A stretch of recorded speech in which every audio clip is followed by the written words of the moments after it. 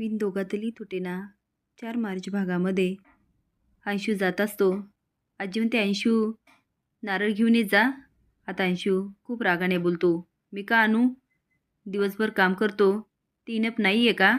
चिडून म्हणतो, डोक्यात जाऊ नको आजी. त्याच्या ह्या बोलण्याने आजी खूप शॉक होते. अंशू आजीला बोलला म्हणून मलिका आणि अर्पिता घाबरून एकमेकीकडे बघायला लागतात. पण स्वानंदी ओरडते, अंशू ही काय पद्धत झाली आजीशी बोलायची? तुला घरातल्या मोठ्यांशी नीट नाही बोलता येत? सतत कसली रे चिडचिड तुझी? अंशू म्हणतो, तू नको लेक्चर देऊ मला.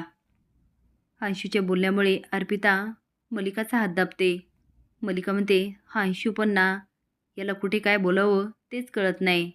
किती वेळा सांगितलं शांत राहा शांत राहा, पण नाही. आता ती पण बोलते, अंशू हे असं बोलतात का मोठ्याशी? ते आता अंशूकडं धावतच येते आणि म्हणते, सॉरी म्हण आजीला. पण काही केल्या अंशू काही सॉरी म्हणत नाही. स्वानंदी म्हणते, अंशू म्हण, ऐकलं नाही का? आजीची माफी माग. पण तेवढंच समोर येतो आणि सगळे शांत होतात. समोर म्हणतो, काय झालं? सगळे शांत का? काय झालं?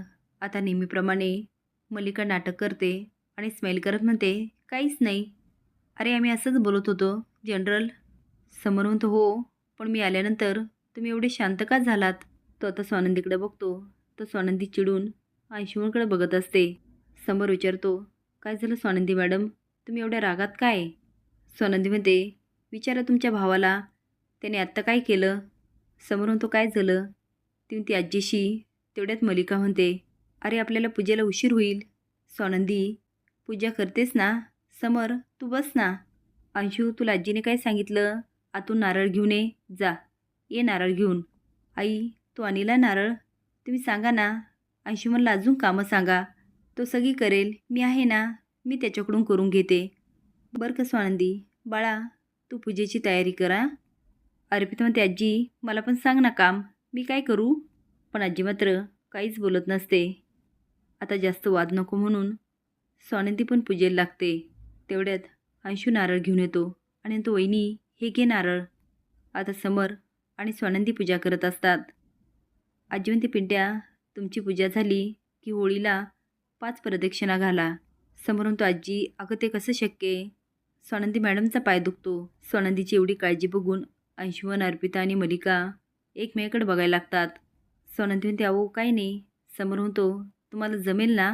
ती हो जमेल ना, नक्कीच जमेल. स्वानंदी उठायला लागते पण समर तिला हात पुढे करतो. आता समर स्वानंदीला आधार देतो. हे बघून सगळ्यांचीच तगमग होते. समर तिला पकडतो आणि दोघंही प्रदक्षिणा घालत असतात. हे बघून मात्र आजीला खूप कौतुक वाटतं. असेच नवीन अपडेट जाण्यासाठी लाईक आणि सबस्क्राईब करा. धन्यवाद.